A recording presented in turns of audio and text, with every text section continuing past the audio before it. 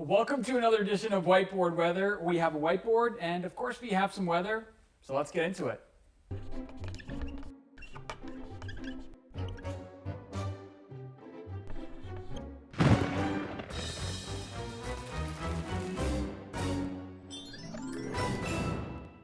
Okay, this is the first official episode of 2026, and I do not know why I did these like dotted typeface, I guess you could say, calligraphy. I'm not a calligrapher, but yeah, here we go, whiteboard weather, keeping it basic here to begin the year. And today is January 7th, and something very special happened in 1996 on January 7th. Of course, that was the blizzard of 1996. Now this year, we got to update the snow totals first.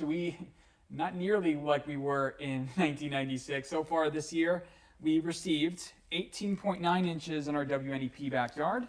So we're split the 20 and the 18. Let's put today's date. Back in 1996, it was a busy one. So let's talk about the snow totals all across Pennsylvania, and there are even some higher amounts across the country. But for us in Pennsylvania, again, I have a cheat sheet because I don't have the exact numbers memorized. Philadelphia, their biggest snow event ever in 96, still to this date, 30.7 inches of snow. Allentown saw 26.6 inches of snow. Harrisburg, the capital, saw 22.2 inches of snow. Avoca, Mount Pocono, actually there's no record that we have of the amount of snow, but we assume that it's in the 20s. At Avoca, 21 on the dot inches of snow. And at Williamsport, 8.6 inches. So a little bit less there in central Pennsylvania. So 21 inches in just that one event. And then this year, again, we have just under 19 inches. So 2 inches shy of what it was like back then. So it was very, very busy then. Obviously, we have a big ruler to catch up on. If you're unfamiliar, we're going to keep on tracking these snow amounts until we run out of space, and then we'll find out what else to do with the ruler. But 1996, obviously, a big event. The snow total that season, after that 21 inches, it brought up the snow total to nearly 50 inches at Avoca and 55 inches in Williamsport. But now, I want to show you how that event happened and why we're not seeing those types of events this year. So we'll ditch the sheet and let's get into it.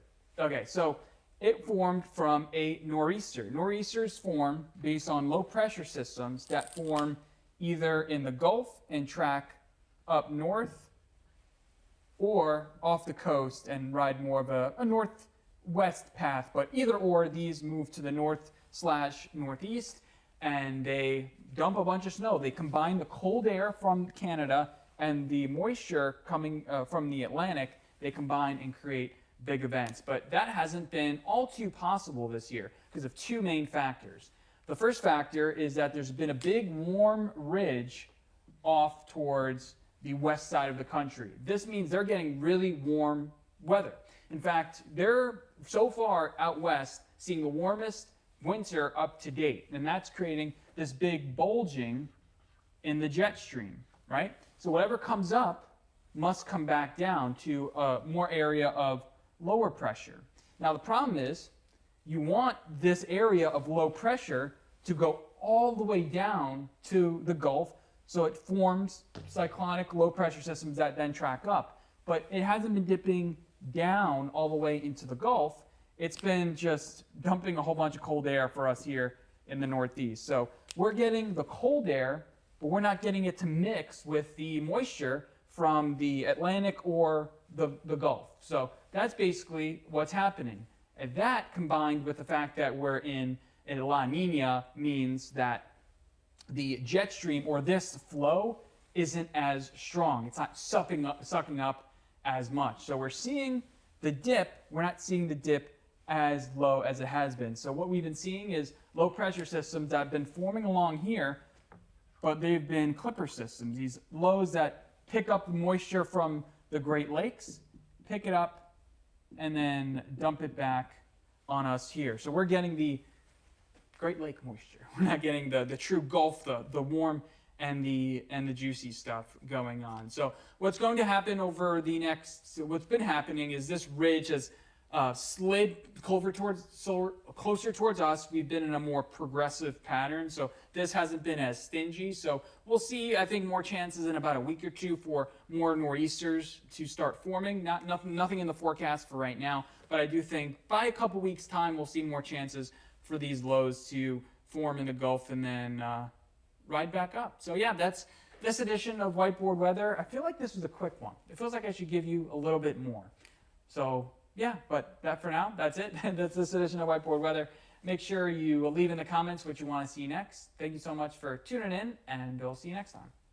And now this is a little bit Whiteboard extra secret for the people that stuck around. I want to give you another tidbit about Williamsport. So although Williamsport didn't see a lot of snow from this event, a week later, about 11 inches of snow fell, and that exacerbated a problem. See, Williamsport, it could be different all times of the year with snowfall. In 2016, up until January 7th, all snow season, only a trace of snow. But in 1996, 20 years before, they got 55.4 inches of snow. So that big of a gap. And then this year, if you're curious, in 2026, so far they've seen 4.9 inches. So you can see, based on these 10-year increments, 1 year, 4.9 inches. This year is below average. A trace of snow in 2016, but 55.4 inches in 1996. Now, when you add these both events, they end up getting 69.1 inches of snow. And that created a problem because remember we were talking about that warm ridge coming in? Well, warm ridge built in, and temperatures soared.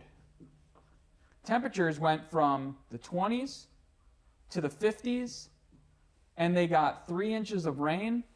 All that snow and rain, you can see where it's going here. It created a big flooding event in central Pennsylvania down the Susquehanna River. So that is the types of things that happen here. You get a lot of snow. That snow is water, just in solid form, and that exacerbated a problem. So 2 weeks later, they saw temperatures in the 50s. All that snowpack that had developed went away just in the blink of an eye, so that created a problem. Dams broke, and it created a big problem for the people that lived in those areas. So yeah, there's your little weather extra for the Whiteboard Weather this week. Thank you so much for tuning into this edition of Whiteboard Weather. My name is Anthony here in the Storm Tracker 16 Weather Center. Have a good day.